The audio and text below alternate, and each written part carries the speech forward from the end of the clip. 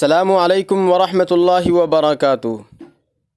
دوستوں، آپ حضرات کے سامنے اساليب الانشاء کا 10واں سبق لے کر آیا ہوں۔ امید کرتے ہیں کہ آپ حضرات کو یہ ویڈیو بھی اتنا ہی پسند آئے گا جتنا کہ پہلے کے ویڈیوز پسند آئے تھے۔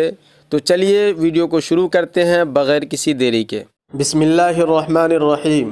وضع الابیات الشعریہ والامثال والحکم فی غیر مواضعها فیجب ان تضعها فی العنصر المناسب لها بعد کلام یلائم معناها۔ تو چلیے پہلے اس کے مفردات کو حل کر لیتے ہیں۔ وضع الشیء یضع وضعا، وضع الشیء یضع وضعا رکھنا، وضع الکتاب کتاب لکھنا، وضع تصمیما ڈیزائن بنانا، خاکہ بنانا، وضع اللمسات الاخیرہ، وضع اللمسات الاخیرہ علی شیء یضع وضعا کسی چیز کی آخری شکل دینا، لائم یلائم ملائمتاً مناسب ہونا۔ ابیات تو یہ بیت کی جمع ہے، بیت کے معنی جہاں گھر کے آتے ہیں وہیں بیت کے معنی اشعار کے بھی آتے ہیں، اور اشعار کے اندر جو دو دو مصرے ہوتے ہیں ان کو بھی بیت بولتے ہیں، جو مصرے ہوتے ہیں۔ امثال یہ مثل کی جمع ہے۔ مثل کہتے ہیں اس کہاوت کو کہ جسے کسی خاص موقع پر بولا گیا ہو لیکن اس کے بعد وہ بعین ہی اسی طرح دوسری جگہ استعمال ہونے لگا ہو۔ کہاوتوں کے اندر کوئی رد و بدل نہیں ہوتا ہے، جیسے لِأَمْرٍ مَّا قَصِيرٌ جَدَعَ أَنفَهُ وَافَقَ شَنُّ طَبَقَتَ، یہ سب امثال ہے، کہاوتیں ہیں۔ اور حکمت کس کو کہتے ہیں؟ شاندار اور مبنی برحق بات کو کہتے ہیں کہ جو حشو و زوائد سے خالی ہو، جو حشو و زوائد سے خالی ہو، یعنی اس کے الفاظ کم ہو لیکن معنی اپنے اندر زیادہ سے زیادہ سموئے ہوئے ہو، جیسے الخطأ زاد العجول۔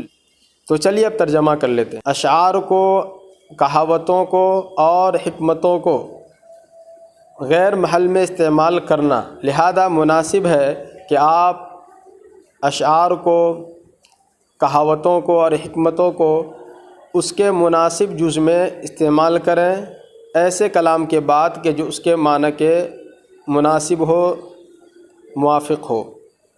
مما یقلل من قیمت الموضوع الاخطاء الاملائیہ وقد وضعنا لك موجزا في الاملاء آخر الكتاب فرجع الیہ لتستعین به۔ قلل من شیء یقلل تقلیلا، کسی چیز کی قدر و قیمت کو گھٹانا، کم کرنا۔ بعین ہی اسی طرح استعمال ہوتا ہے، بعین ہی اسی معنی میں استعمال ہوتا ہے جس معنی میں حط من کدا استعمال ہوتا ہے، حط من کدا یحط حتاً استعمال ہوتا ہے۔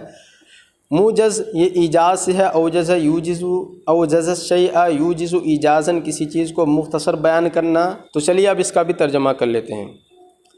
تو وہ چیزیں کہ جو مضمون کی قدر و قیمت کو کم کر دیتی ہے، املا کی غلطیاں ہیں، اور ہم نے مختصراً املا کو آخری کتاب میں بیان کر دیا ہے، لہذا آپ اس کی طرف رجوع کر لیں تاکہ آپ اس سے مدد حاصل کر سکیں، تاکہ آپ اس سے مدد لے سکیں۔ اب میں آپ کو بتلا دوں کہ مصنفین نے جو اصل کتاب تالیف کی تھی وہ اس کا نام ہے معلم الانشاء، معلم الانشاء۔ پھر اسی کتاب سے کچھ باب کو نکال کر کے اور کچھ مضامین کو نکال کر کے اسالیب الانشاء تیار کیا۔ آپ نے دیکھا ہوگا، لکھا ہوگا اسالیب الانشاء المختارہ من معلم الانشاء۔ تو یہ معلم الانشاء نہیں ہے جو ہم لوگ جانتے ہیں، تو اسی کا یہ اختصار ہے، اور زیادہ اختصار نہیں ہے، بس ایک آدھ باب کو حذف کر دیا گیا ہے اور کچھ مضامین نہیں لیے گئے ہیں۔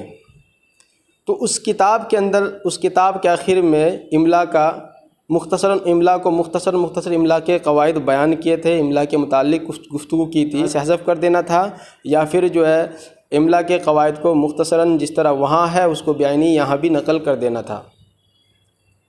امید کرتے ہیں کہ آپ حضرات کو یہ ویڈیو اچھی لگی ہوگی اور سبق مفید معلوم ہوا ہوگا۔